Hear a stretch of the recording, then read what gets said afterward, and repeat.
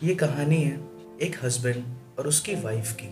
वो उस रात बहुत लेट अपने घर पे आया। उसकी वाइफ जाग रही थी। उसकी वाइफ ने उसे खाना सर्व करा और उसने उसका हाथ पकड़कर उसे बैठाया और कहा कि मुझे तुमसे कुछ बात करनी है। उसकी वाइफ ने उससे कुछ पूछा नहीं और वो चुपचाप बैठ गई। वो दोनों अपना खाना खा रहे थे और उस हस्बैंड ने ये रियलाइज़ किया कि उसकी वाइफ वो बात सुनने से पहले ही बहुत उदास हो गई है। दोनों बहुत चुपचाप अपना खाना खा रहे थे। तो फाइनली उस हस्बैंड ने उस साइलेंस को ख़त्म किया और वो बोला कि मैं तुम्हें डिवोर्स देने वाला हूँ। उसकी वाइफ बिल्कुल शॉक्ड रह गई और उसने धीरे से पूछा क्यों। तो वो बोला कि ऐसे रिएक्ट मत करो जैसे तुम कुछ जानते ही नहीं हो। हमारे बीच में कुछ भी अच्छा नहीं चल रहा है।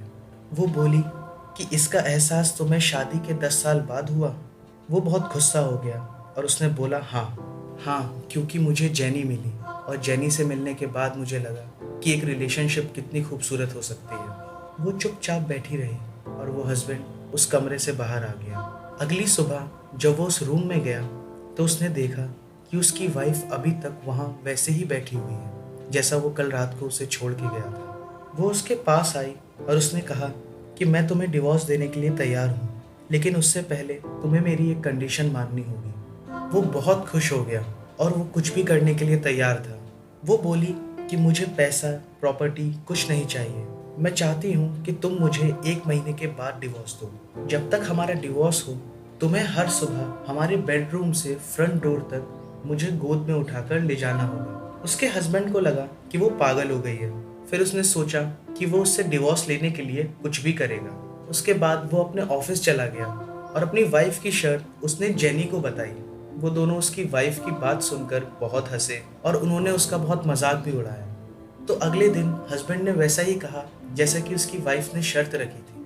उसने अपनी वाइफ को गोद में उठाया और फर्स्ट डे वो बहुत अनकंफर्टेबल महसूस कर रहे थे और उनका बेटा उन्हें ऐसे देखकर बहुत ताली बजा रहा था। उसकी वाइफ ने अपनी आंखें बंद करी और उसके कान में धीरे से कहा कि हमारे बेटे को हमारे डिवोर्स के बारे में मत बताना। उसके हस्बैंड ने बहुत दुख के साथ अपना हल्का सा सर हिलाकर हाँ कहा। दूसरे दिन वो दोनों बहुत कंफर्टेबल थे जब उसने अपनी वाइफ को गोद में उठाया। वो बहुत सालों बाद अपनी वाइफ के इतने करीब था कि वो उसके फ्रेगनेंस की खुशबू भी महसूस कर सकता था। तब उसने ये महसूस किया कि उसने अपनी वाइफ का चेहरा सालों से नहीं देखा था। उसने पहली बार महसूस किया कि वो बहुत कमजोर हो गई है। उसे एहसास हुआ कि शादी की जिम्मेदारी निभाते निभाते वो बहुत कमजोर हो गई है। उसने अपने ऊपर कभी ध्यान ही नहीं दिया है।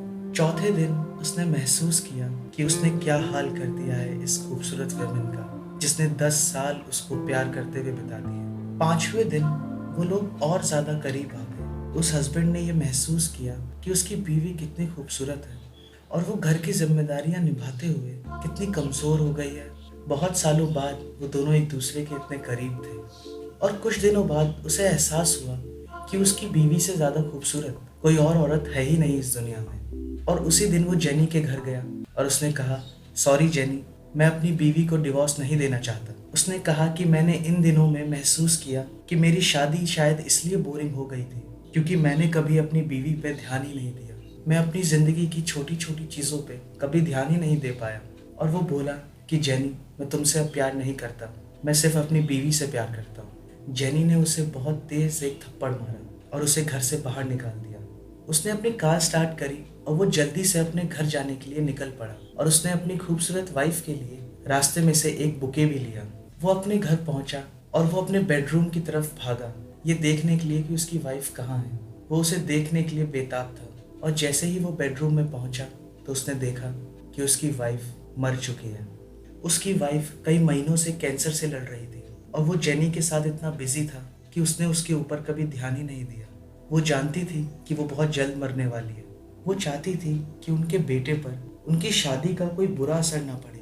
वो उन दोनों को देखकर हमेशा खुश रहे। जिंदगी की छोटी छोटी बातें, छोटी छोटी चीज़ें बहुत मायने रखती हैं। हमें हमेशा उन छोटी बातों का ध्यान रखना चाहिए क्योंकि उन्हीं से हमारी ज़िंदगी खूबसूरत बनती है।